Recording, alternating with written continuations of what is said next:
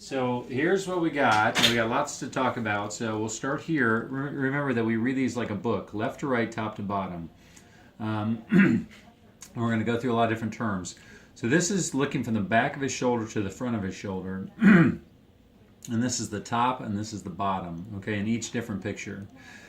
This is a tear of the labrum, the superior labrum, right? So your labrum is, you have a ball and a socket. The socket is bone, and then the socket's surrounded by a rubbery layer called the labrum, okay? At the top, he has a big tear of the superior labrum. Now, it's not, the problem is that it goes deep into the attachment to the biceps. So this was maybe underappreciated on the MRI. This ripped tissue is not healthy, okay? So what we do is we shave that, and once we shave that back, this is too far into the biceps to be good. So what we do is we shave all this back and then we release the biceps tendon, okay? And we'll come back to that in just a second. This is a tear of the labrum in the front, okay? So when you're playing football and you get tackled and your shoulder dislocates, you tear the labrum right here. He had a little one of those. Now, I don't think it's enough to make his shoulder unstable, because it's still attached, but you can tell it's kind of like a battle scar, you know, like it's an old war wound. It's from the car accident. So he's got lots of so there you go. So he's got lots of, he's got a lot of scrapes. How about that? So this needed to just be cleaned up, okay? So once we clean it up, it has a smoother look. It didn't need a suture anchor. It just needed to be cleaned up. This needed to be cleaned up and then the biceps released and reattached. This is his rotator cuff, and this is kind of cool. You can see the fluid from the space above the rotator cuff coming through like a little plume of smoke. See that? Mm-hmm. So that, and if you probe that, or if you touch that, there's a hole right there. So what we do is we thread a little needle through it, and then we put a suture through it. That's called a marking suture right there, okay? And if you see, when you lift that up, you can see the hole a little bit better. See that thing right there? Mm-hmm. Now the biceps has been released and moved, and that's what this is right there. And then right next to it is our rotator cuff tear. Okay, and that's how we put the needle through it, and that makes there's the suture.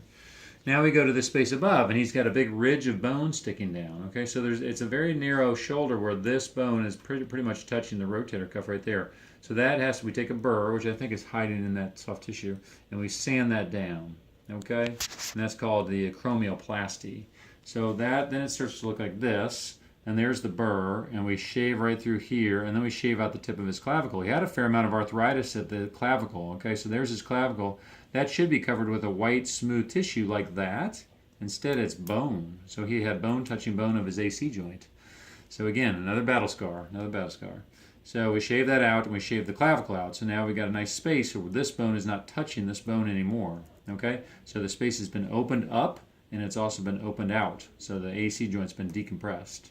And that's what it looks like there. And then here we kind of look across, and we can see a little farther away, and it looks kind of cool. We've got a big space now between the acromion and the rotator cuff.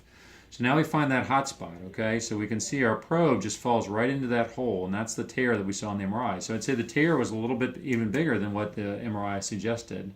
And this needed a repair of the tear, okay? So here you're going to see the suture anchor going in. Basically what we do is we weave two sutures. One's a tape and one's a suture. So one's blue and one's white. Okay, the blue one is thicker than the white one. It can only accept that much tissue. Each anchor can accept 2 fiber wires and 2 fiber tapes. So that's the max tissue we can pass across this tear for one anchor. So we pass it all through. There goes the suture anchor tying in, screwing in, and then this is our finished product. Now this is where we move that biceps to. Okay, these are different sutures. These are the sutures that we put through the biceps tendon. So our kind of finished product is this. You can see we know we're in the right spot because look, we got this blue suture battened down, and then we take that out because we don't want that in there. And then this is kind of our finished product. We got he's he's sutured back together. Okay, so these are kind of different vantage points of it. Those are those sutures where we put the biceps, and this is kind of our decompression of the AC joint and the acromion. Wow. Okay. So before we turn that off, a few things to remember. This was a repair of the rotator cuff. So instead of doing 1 week in the sling, he gets 4 weeks in the sling. Okay. Now instead of lifting his arm up right away, he's got to go slow with it, and he doesn't get to lift it up right away. So this is the slower recovery path. Moving help, please. Room 1. Moving help, room 1. The biceps really doesn't change anything that we're doing. It kind of keeps everything pretty much the same. He can get wet in 2 days in the shower. Okay. He can, what else? He can change the dressing in 2 days to get wet in the shower. He can take a shower tomorrow, but he's got to keep it dry.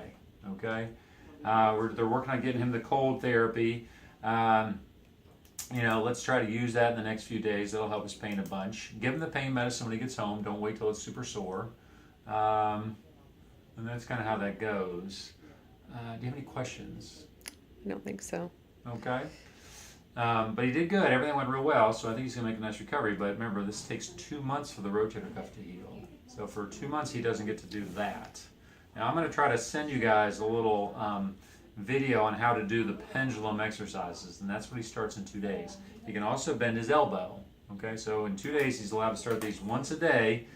Starting in 2 days, he can start doing these exercises. One are the pendulums, which I'm going to send you a better video than this. But basically, you're leaning forward, and you got that arm just kind of swaying like this, and swaying like this. And then you can do the elbow. Then we say, well, how many minutes? We say, well, do it for like 30 minutes. Okay, so he gets a 30-minute break from the sling once a day. Okay, and then we go from there. And that's the stuff we need to know.